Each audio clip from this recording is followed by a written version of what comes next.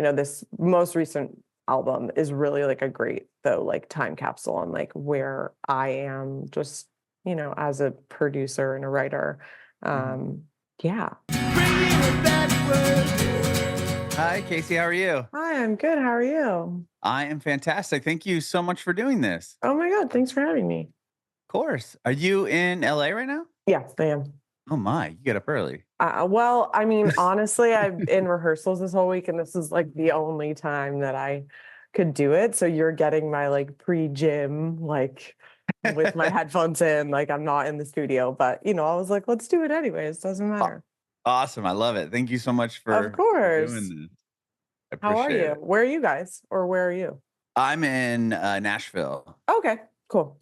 Yeah. Nice. I'm actually originally what's going on with the microphone here? Sorry. I'm originally from San Diego, but I moved here like Oh, 3 okay. years Of course. ago. I see the Padres hat. Oh yeah. Oh yeah. So spent almost my whole life. Well, I did my whole life in between San Diego and I lived in San Francisco for a little bit. But yeah. So Okay. this has been a totally new adventure out here. Oh, But how long have you been in Nashville? about 3 years. I love Okay. it though. It's Yeah. great. Yeah. Yeah, So it's pretty great out there. But San Francisco, San Diego, those are two of my favorite cities, especially San Francisco. I love it there. yeah, it's pretty amazing. So cool. Yeah, Were you born and this? I'm Adam, by the way. Sorry for I didn't it's introduce okay. I know we're both like myself. we're both repping like our hometown teams. And yes, I am. I was born in LA.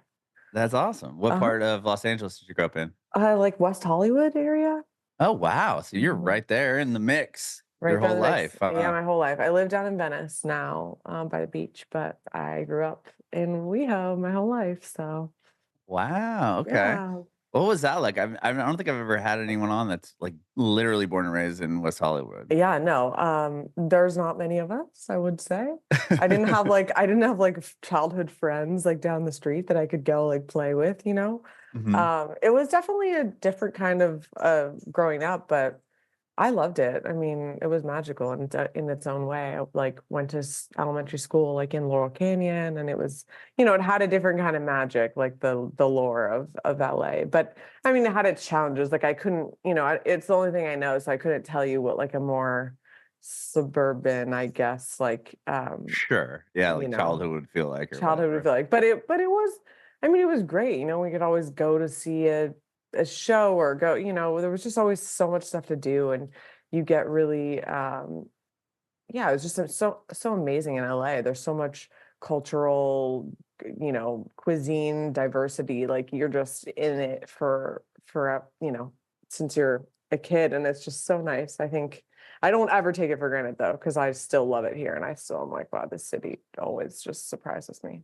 So Yeah, that's yeah, it's wild to think because like I mean I grew up in San Diego, which is beautiful, and people will move there. It's not like it's definitely not a whole lot of people were born and raised there. Same similar true. with Los Angeles. It's like, uh, but you've been there your whole life. Did you ever move out of LA, or have you just For been there? work, like for work, I travel for work, and I've Sure. lived like in New York for a few months for a job, and in like North Carolina for a job for a few months, and then in London for a little bit. So, but never like been like I'm living in a new city. No, I went to school in LA. I'm like very, and I'm like, oh my God, and I'm wearing the LA hat. Like this is so embarrassing. No, I'm just kidding. Oh, you're from But there. It's yeah, not no, like you're like I'm I moved here 2 weeks ago. I got myself an LA hat. But these are honestly, they sell these at the airport. I know so many people have them, and I'm just like have, like gym hair. So that's why we're wearing this today.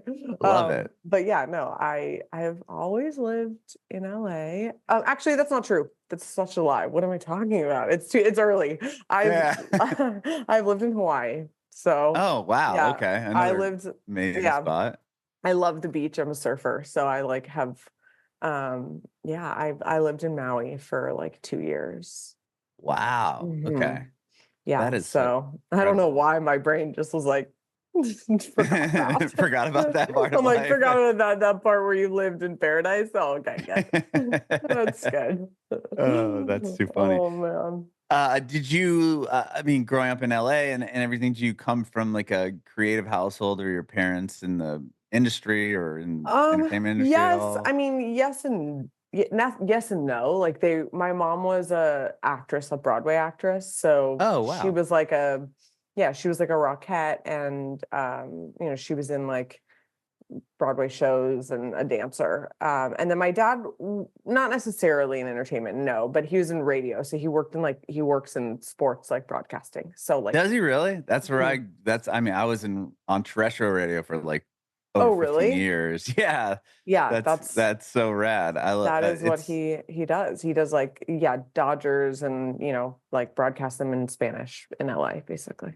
really. Uh-huh. Yeah. Wow, that's so cool. Yeah. I know. So I feel like that. I mean, sports radio isn't going anywhere, but like, I kind of came into radio like in the early, like 2007, yeah. 8, and it was like, Okay. It was like, it was like at peak, and then I just watched it for 15 mm, years, just like decline. But yeah. I mean, um, I always am like, what are you still like?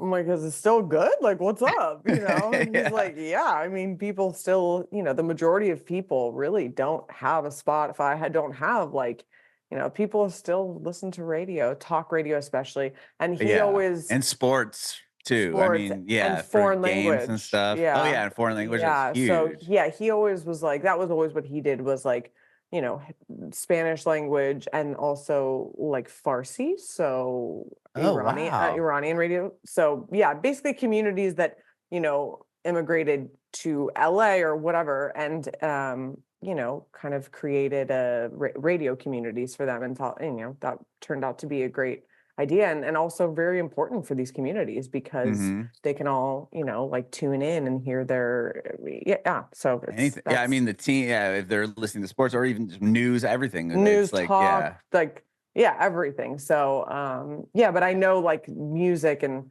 I know he does that too, but yeah, it's like, I think they've like changed most of the formats, or I don't really know what I'm talking about, to be honest. He would be like, you're crazy. Ah, But no, no, I mean, yeah, it's definitely a different world there.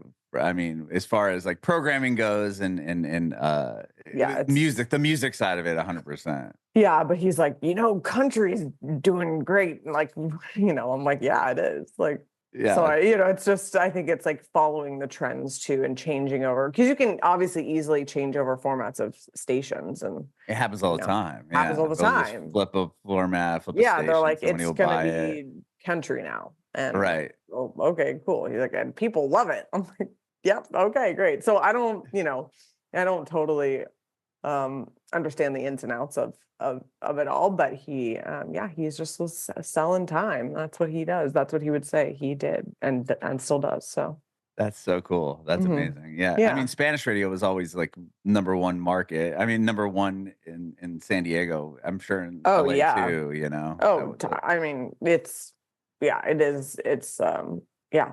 I mean, it's wild. It uh, has been, since he's been doing it since like the 60s. So yeah, it's crazy. now there's Yeah. a ton of Spanish language stations, but I Mhm. think it was just him back in like 62 or something. I don't remember the Dang. day. Yeah, That's wild. he's pretty old, but yeah, he's a badass. He's a legend, it sounds Yeah, like. yeah, I he's mean, a legend. that's crazy. Yeah, he's like, you know Um, what? LA needs Spanish language sports. I'm like, well, that was brilliant. smart. I Yeah. mean, Mm. He's got really good yeah. foresight for sure. Yeah. Wow. Well, so did you grow up like playing music at an early age? Like how did you get into like music from the Yeah. beginning, I guess? Um, yeah, I mean, I was in piano lessons when I was a kid, and my mom, obviously being a singer, Hmm. or like, it was like musical theater or nothing else, like pretty much my whole childhood. So when we would carpool, and she would, on her days to drive the carpool, we'd play Name That Tune, which like isn't the game that she made up per se, but it was like, it reigned supreme in my childhood. So she would turn on musical theater, and I would have to like name the show, name the song. Oh, wow. Yeah, so I mean, I got really into that as a kid. And yeah, then started singing and started playing guitar, kind of like maybe when I was a teenager. Hmm. And then just evolved on all of those instruments kind of throughout, but definitely was encouraged, obviously, having my mom as a singer, and My dad Mhm. just like a fan of, you know, also musical theater. It's something they like really connected on. So yeah, kind of grew up Did you in that Yeah, were way. you involved in musical theater then? Like, or were you in plays and all of Yes. that stuff going? Yes, I was like Okay. a drama, yeah, drama kid, theater kid, camp, that was really what kind of took over my life and my after school hours and all that. So, Okay. Did you yeah. do that throughout high school and like, Yeah, I did into that college? into college.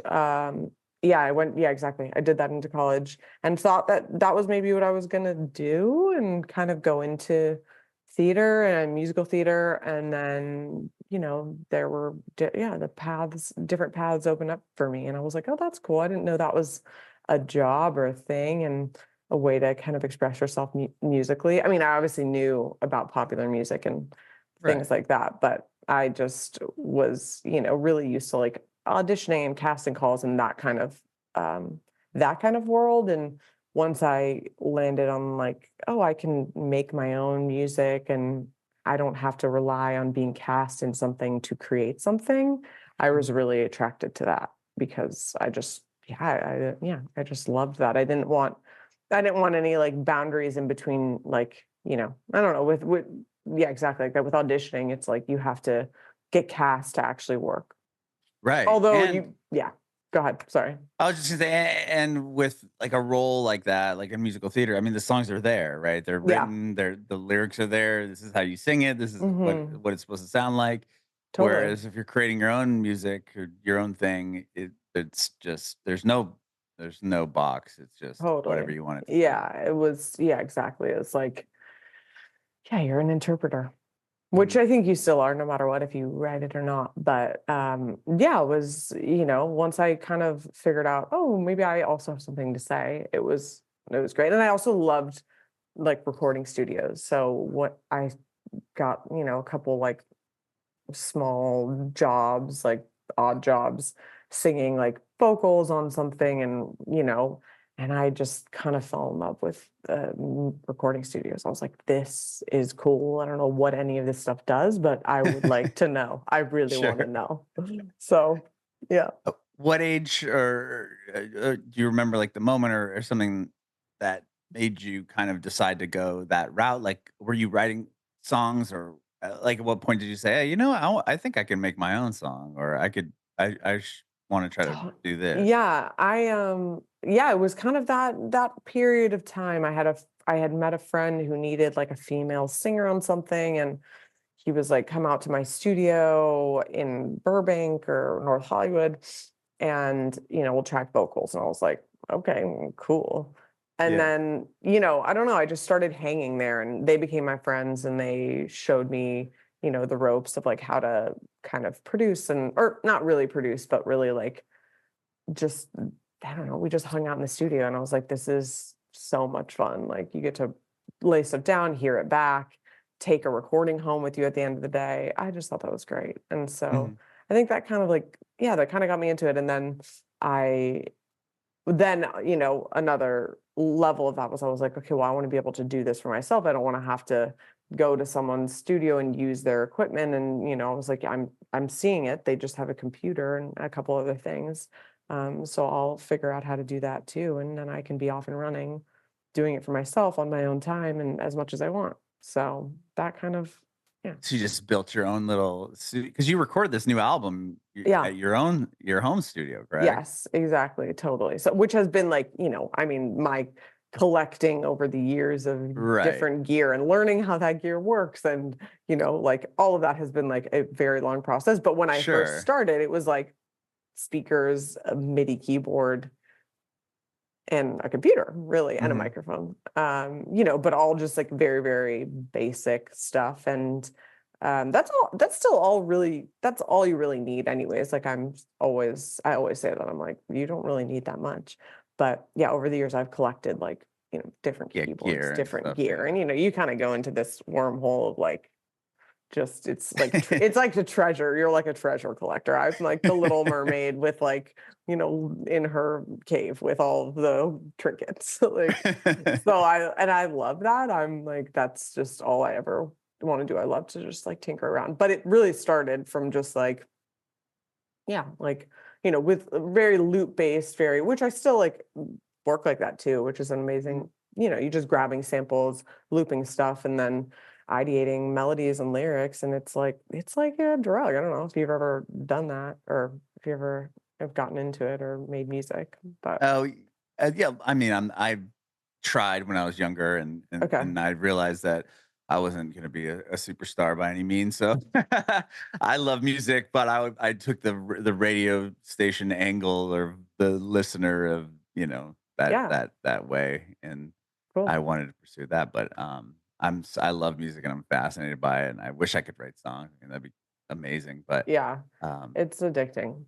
It's like it is. It's really like, when kind of the puzzle pieces fit together and things unlock, it's like quite quite the quite the drug. I bet, yeah, oh my Yeah. gosh.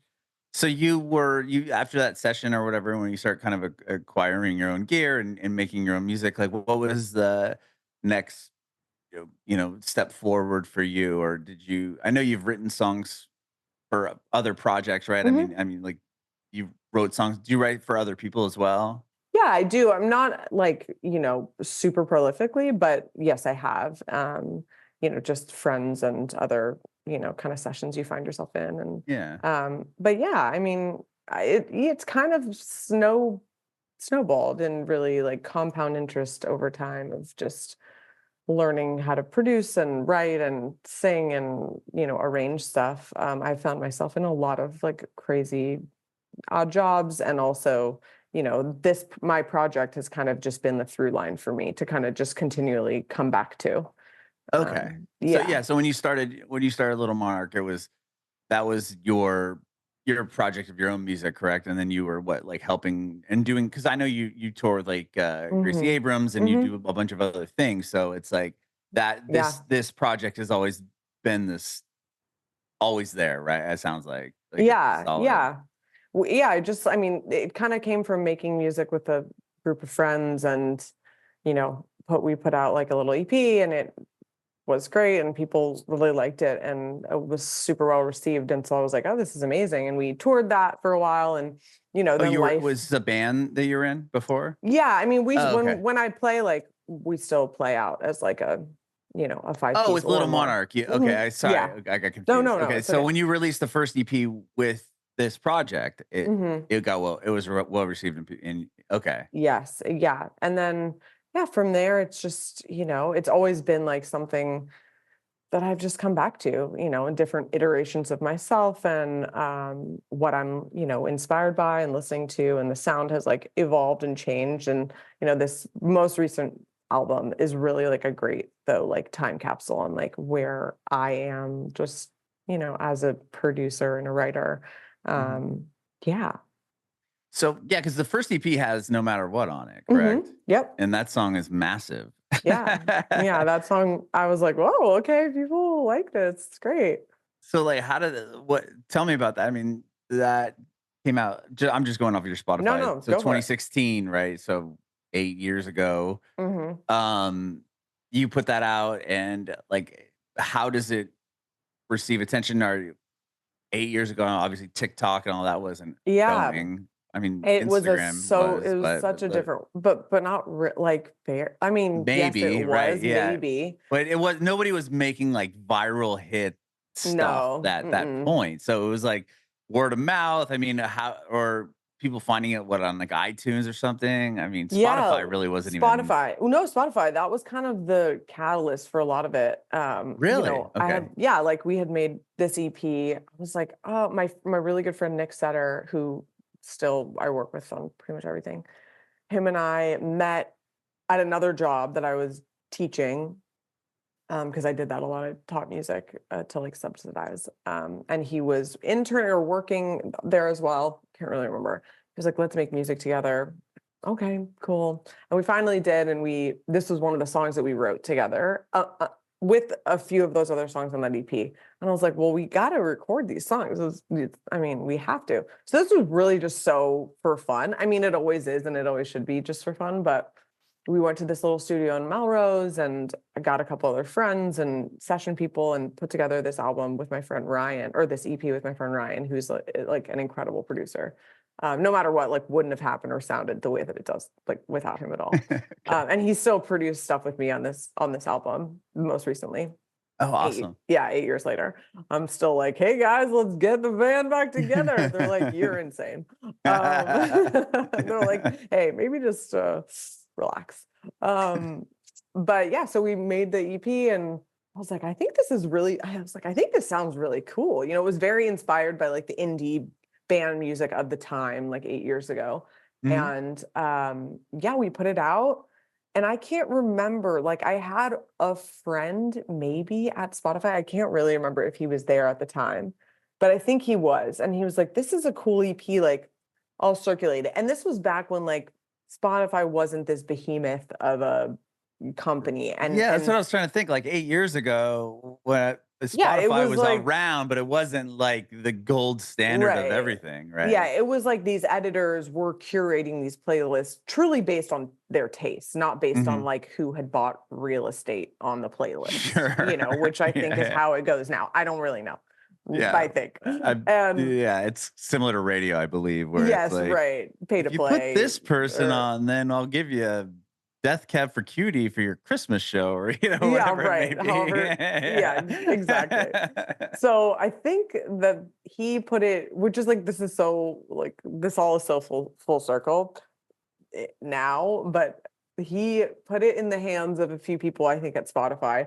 One of them was the guy who put together New Music Friday, and that was his idea. It was his playlist Wow. for years, and it was like where you went to discover new music. I don't know now. There's just so many playlists, and I think it has a maybe a different meaning a little bit now, but yeah, at the time it was a big deal, and he put No Matter What on the playlist, and it was like, oh, okay, and then it got on other playlists too, but that was really like a, oh, whoa, like, okay, this is great and super encouraging because at the time, there were so many forks in the road for me to be like, oh, should I keep doing music? Should I do something else? Should I, and this was another kind of fork in the road where this happened, and it was just like super encouraging and yeah, amazing to see people that were like, oh, you wrote my favorite song ever, or whatever. Yeah. That's always a crazy thing for people to say, but that was a long time ago, and the sounds changed a bit, and I've definitely changed, and but I kind of was always of the like thinking that I'd rather have something that was like a time capsule for everything throughout, instead of I know a lot of people, and I sometimes dream about this too, people create new projects. Oh, I'm doing this now. It has this sound. I'm doing this now, this sound. I was Mhm. like, you know what I'm going to do? I'm going to have one project, and you're going to hear all of the sounds within that one project. Yeah. So, but yeah, that was the story with that. And I still sometimes will go back and listen to that EP, and I'm like, okay, I was onto something. Yeah, no, So I yeah, mean, that's the first thing you guys put out, right? And then yeah, and it gets that attention, and that must have been a to- huge validation. Like, wow, okay, yeah, this is cool. Like I'm actually good at this, and people care, and totally, yes, and yeah, I mean, it was amazing. It was great. I was like, what is happening? We had people, industry people, and it was those were always just like like things that you don't really think will ever happen, or it's just Mhm. always a nice surprise to know that you're supported and being seen and recognized for something you made. That's the best thing. Yeah, no, Yeah, 100%. yeah, So, I want to talk to you about the new album that you just put yeah, out, and it's yeah, like a time capsule. You said of what your of the past few years, or just like your whole yeah. music career in general. Like, tell me. Yeah. I mean, it's definitely the past couple of years. Like you said, I've been like I've been touring with other artists.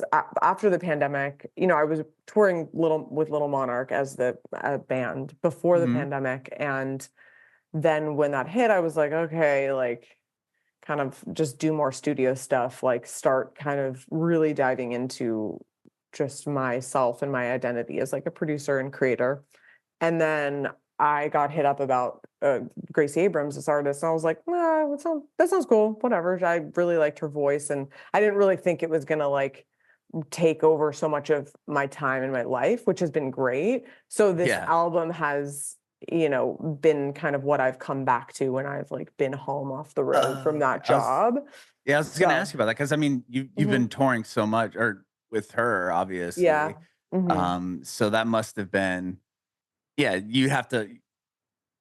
I mean, if that's what you're on this tour and you're doing, and you're playing with Taylor Swift, and you're doing like massive stadiums like every night when Yeah, with her, and then it's when you come back home is probably the only time you can really spend a whole lot of time focusing on just writing those songs. exactly. Totally. So it was like, yeah, it was nice because I was like, just had this world to come back to and have my home studio to just like reset. And, it took obviously, like, I know everyone's process is different, but I think creating an album over like a 2-year period is a bit extreme, but that was the case for me just because it was just whenever I was home. And yeah, but then I finally gave myself a hard deadline. I was like, okay, girl, girl, you have to wrap this up. Like it has to be done. And I just really wanted to make it for me, just because I had never put out a full body of work and, something that I had really produced and made like, oh, not entirely, but, pretty much in my little studio here. So I was like, this is just my own little self-serving experiment, in a way. Mhm. Yeah. What did you know that you were making an album from early on in the process, or was it like it maybe a few times of going on tour and coming back and revisiting the songs that you're like, "Oh, wow, there's like a through line here. Like this is Yeah. I'm gonna push for an album." Yeah, I think it was, well, some songs that I really thought I was gonna release, like, didn't end up on the album because I just didn't think sonically it was in its own world. Oh, Um, interesting. yeah, I was like, "I'll save that. That'll be for the next album."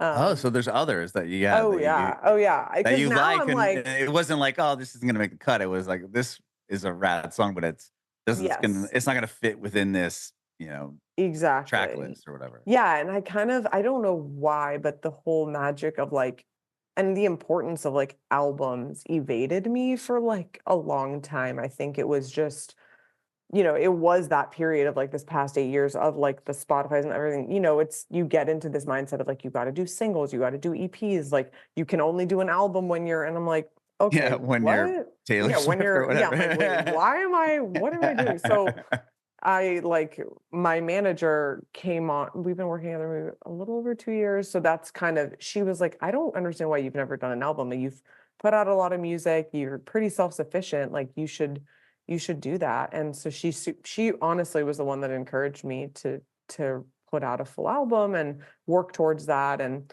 it just obviously it's a better not story, but there is story behind a project, and I think the importance of that is really, I'm seeing and feeling the importance of that, and I'm like, and I'm loved the process of it all, even though it took a long time. It's definitely, again, like just another encouraging, like, landmark or Mhm. milestone for me to just do it again, or I just, yeah, it was really fun. It was hard, but I'm so happy that it's out. It's a great album. I Thank really, really you. like it. Thank Yeah. you. When it comes to working on something like this, like it sounds like a lot of it was done by just by yourself. I mean, you had that other producer that you said worked on even on the Mhm. first EP with you. Yep. But when it comes to something like this, would you just come back home, work on it for a while, and and then what had a whole bunch of songs batched up, or maybe even finished, or like do Yeah. you show other people? Like how does like if it's just you, like, how do you kinda know when, like, or is it just a feeling like, "Okay, I know this is done, it doesn't need anything, like, maybe this song I could use a little help on, let me ask my friend," or Yeah. Well, I definitely pulled in friends for sure. I had, I'm not a drummer. I have instincts, but I don't listen to them. But I'm like, yeah, no, that was the one thing I like pretty much outsourced on every song. Okay, so you did have live drums, I didn't know if Yeah, you maybe made them except like for or one song, I ended up using my sampled drum, my program drums. I was like, "No, okay. I don't know." But yeah, live drums, and then I pulled in some strings, and I had actually like a vibraphone player or two vibraphone percussionists, And, some people will come in and play bass and guitar. If they were writing the song with me, most of the time they would be also kind of on the track. And Okay. then, yeah, had a couple other friends like produce with me, like additional production things. But mostly it was just like me back there being like, putting things together, arranging stuff, putting finishing touches. And then honestly, it's never done. I could have gone back in and been like, this song, I'm gonna change this, I'm gonna Right, redo right. the mix, I'm gonna redo it all. But I was like, okay, I have a deadline because I wanted to really get it out in this window of summer, when every single other person in the world was putting out an album. I was like, yeah, that's good. That's a good time. You know what you should do? Put out an album. Yeah, well, I didn't have a crystal ball. But yeah, and I just was like, it needs to come out before the fall. And so I kind of just had a hard deadline, was like, if you're gonna do this, this is when you need to have stuff done. And I just stuck to that. So Yeah. that was pretty much why it was like finished. But yeah, it was it was great. It was mainly me, but I had a lot of amazing friends and people that, I just loved creating with, loved making music with, very non-judgmental, super open, and yeah, just comfortable friends that, like, like I'd mentioned, we'd been making music over the years together. So, it just felt like a really kind of natural progression into something that I'm super proud of. So, Love that. yeah. Yeah, it's interesting because during the pandemic, I'd have people on or right after, they would say this a similar thing where it's never done. It can never be, you could always go back. And they're just saying like the pandemic was brutal in a sense, like it was just all time to sit and continue to tinker with songs because there really wasn't there was no touring, there was no reason to have it done and out, and like, okay, I don't need to get it out because we're gonna do a tour to support it. It's just I can sit here all day and overproduce or overdo this and go back. And did you spend a lot of time? I mean, like that must get hard to get away from. Like, do you have to at some point be like, okay, I've just got to leave this. I can't listen to the song for like 2 weeks and just go back and strip it out and listen Yeah. again? I can't say that I have like one methodology. Genuinely like, eh, I really wish that I were more like, I don't know, just organized with my schedule and finishing stuff. Like I know people that will, work on a song and kind of have it done in 2 days. And I'm like, good for you. Like that's amazing. Yeah. Especially if it's one of my songs, I'm like, sure, 6 months, like I'll be done with it. It's fine. Yeah. But I think that it's just everybody's kind of different. But would during the pandemic, I started to kind of like share like my process of like making beats or making little clips and making song starts in the studio. And that was great because I think it was just such a like cool it was such an authentic way for me to like share what I was interested in on social media, and Mhm. people really resonated with that. um and then a lot of the times I would take those songs and turn them into full songs, but again, my turnaround time was like, you know, whenever it got done. It was just kind of in between jobs and in between other things that, basically I work to fund my project and my studio. So, Uh-huh. like I work on other people's stuff, or work, doing whatever other odd jobs I can do in music to basically funnel, all the money back into mixing, mastering, gear, session players, and, paying my friends, because even though they're my friends and they would hop on anyways, like I pretty much like I'm always of the mindset that like, people deserve to get paid. So that is my business model. I can't tell you if it's like the best, but that's currently how I I love it. operate. Yeah. Yeah. And so you're doing a lot. I mean, Gracie Abrams is probably a majority of the touring that you're doing. Yeah, the Yeah. touring for sure. Yes, but I do like other brand stuff and gear, demo stuff and things like Oh, that cool. for some companies. And then I do a lot of like TV and film, like composing and um Oh writing yeah, you for wrote a shows. song for Adam's Family, right? Like Yeah. the like animated one. For that, That's I awesome. did a song for that movie, and like ads, campaigns, and like Grey's Anatomies, and I have something going on Teen Mom, which I'm like, oh my God, I'm gonna watch that show. I'm not sure how to feel, but just yeah, I'll just kind of, It's keep just my they use fine excuse. yeah. No, I'm just like, kidding. oh my God, that's hilarious. That's so good. That is so good. Truth be told, they sent me an email and they were like, this song is getting placed on Teen Mom. And I was like, I do not know what song this is. Like, and that's like, I'll just batch stuff and send it to like my sync reps, and they'll play somewhere. Yeah. And I'm like, maybe it's years later it gets placed. And I'm like, I truly have no clue what that song is. Like, send it to me. And I'll be like, I never wrote this. I don't know. That was somebody else. Can't tell you. But Oh, that's it's hilarious. yeah.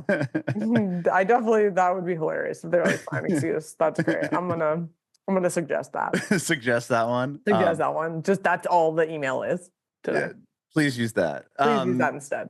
That's so funny. Well, Grey's Anatomy has been like such a they've been more they've broke so many artists more so than like radio stations have too. So I mean, Oh, it's crazy. it's crazy. I really felt like I was like, I've made it. Like I've made it. That's huge. That's a huge thing. Yes, it was just to kind of get a Grey's Anatomy placement. I was like, well, that's the dream.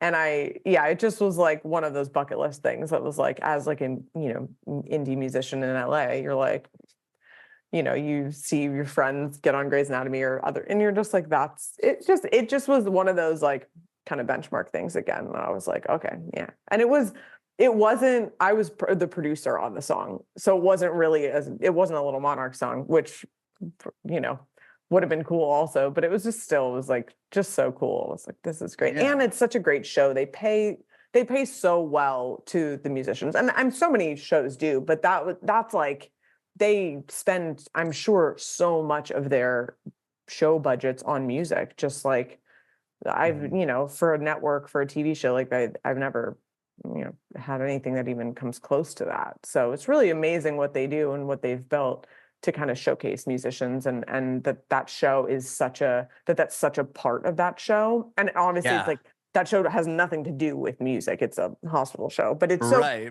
cool that it's just built this.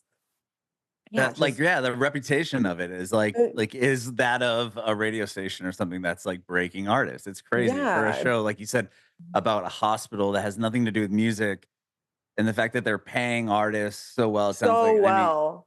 Yeah, and you nowadays you'll can. hear songs and I'm like on The Bachelor or something, I'm like, is that did they pay Green Day? And it's just like some rip off of like somebody playing like Time of Your Life, like in a different key or something. It's Yeah, just like the guitar part. And I'm like, oh, that's just some loop yeah, that yeah, you know what I mean? exactly. Like they're Totally. not paying for the songs. It's like this is a song that sounds like a song to kind of get you to hear that. But Yeah. the fact that Grey's Anatomy is like, no, I'm gonna pay the artist and we're gonna get the real songs. And And even they though we have pay nothing so to do with well, music, and you it like know? it can be like not, I mean, not totally life-changing money, but it can be again one of those things that you get a placement like that. And this was like way further down in my career for me, and it was it's still freaking amazing. But like, Mhm. imagine if that had happened to me, like, I don't know, 8 years ago or whatever. I could have quit a job, or something. Right. It's just so cool and so important. And also I think probably a big reason that show is like, done so well, because the music is good, and so it's so thoughtful, and it's so, that all bleeds into everything. It's just, yeah, 100%. yeah. Are you touring on this album as Little Monarch or? I am, fingers crossed, going to tour this album. Yes. Not this year, because I'm Okay. still on some other gigs, but next year, that is my hope and dream and plan, that I'm gonna tour it. That's Yeah. awesome. Are Hmm. you doing what tours are you still doing?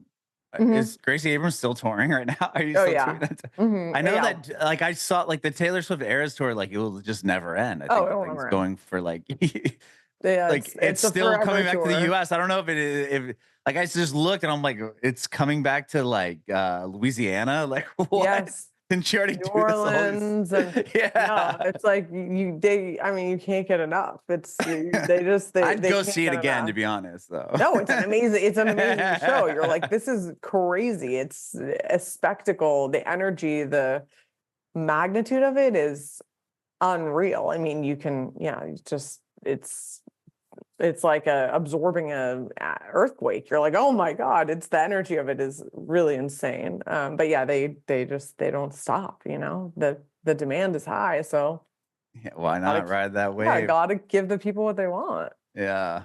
I'm bummed because I didn't see I saw the Eras tour in Nashville, but Okay. you didn't play the day that I went. I went on the Saturday, and Okay. I think you guys weren't there that day. Or you were there, I'm sure, but not Yeah. performing. Yeah. It And then was we were rained out one of the other days I too. think the next day was when it rained Yeah. for like hours. Like, oh, Hours. yeah, it was like she went on at like midnight or some craziness, right? Yep. So And nobody else played except for Taylor Swift? yes, no one else played Oh, that day. man. Yeah, it was just like bucket. I mean, it was crazy. It was insane. And I felt so bad. Like the fans were in the in the stadium, like in Stadium. the concourses, and it looked insane. I had friends that came to that tried to come to that show, and they were like, "Sorry, we're out of here. This is We're good. insane." Yeah, we're good. I was like, "You should be good. I'm already back in my hotel, so you should leave." So yeah. Yeah, and then the only other time I saw, Gracie play was it she did acoustic in Nashville. She did, like, these 3 shows acoustic, Yeah. Hmm. with Aaron, Hmm. yeah, so I saw one of those, which was, Cool. awesome, but you weren't there, so it's a Yeah. bummer. No, But, but next time. yeah, no, those shows are amazing too. That's like we get that kind of we get those kind of shows like in rehearsals. She's just like messing around, and you're like, what? That's so good. Yeah, that's cool. Well, Hmm. I hope you do a show here in Nashville with Little Monarch. I'd love to see that. I hope so too. That would be amazing. I mean, I've done a show back in the day in Nashville, but I love it there. It's one of my favorite cities. Love it. And I was gonna comment because I do love your cover of Sweater Weather. That Oh, thank neighborhood. you. That's such a great cover. Thank you. Yeah, I need to do a couple more of those. Like, what else should I do? Like, I've always been like, "Oh, I need to do like some more lo-fi covers because they're easy to do. And I love to like reharmonize stuff in like a jazzy way. And that Uh-huh. song, I don't know, It's that song, perfect. It works yeah. perfect. And I've been kind of searching for like another like song like that would just be great. So if you have any suggestions, I'm Uh, very open. I will send them to you because I'm Okay. sure I could think of something. I'm just Yeah. off the top of my head right now. I can't. But No, it's when I okay. heard it, I was like, "Damn, this is really cool." Yeah, But I love that. I love that song too. Sometimes I'll listen to it and I'm like, oh, what? I didn't even think I did a second verse on that song, but like yeah, that's a good one and I come back to it. So I love it. Well, thank you so much for doing this. I really, really, really thanks. appreciate your time. I know it's Thanks for early. having me. No, it's Yeah. okay. I'm like I said, I'm gonna go to the gym and just got me up early. And so thanks for bearing with me looking, you know, Awesome. looking like this. Yeah. Well, I have one more question for you. I want to know if Mhm. you have any advice for aspiring artists. Oh, y- well, yeah. I mean, I would say probably cliche, but this is super true for me is like just if you love it enough, you just can't you have to never give up. Really. That's my big advice is like you just don't know. I feel like people give up too quickly and it's like the thing that they were waiting for to happen or that little extra push is like simply sometimes like right around the corner. So yeah, I would just say don't give up, have patience. That like so much happens behind the scenes to, you know, make all this stuff, make all these artists have these careers and you don't really see that it's just been like 10, 15 longer, years of just a lot of work. So if you love it, like, and you have to do it, you have to just keep doing it. I would say that's the barometer. Bringin it backward.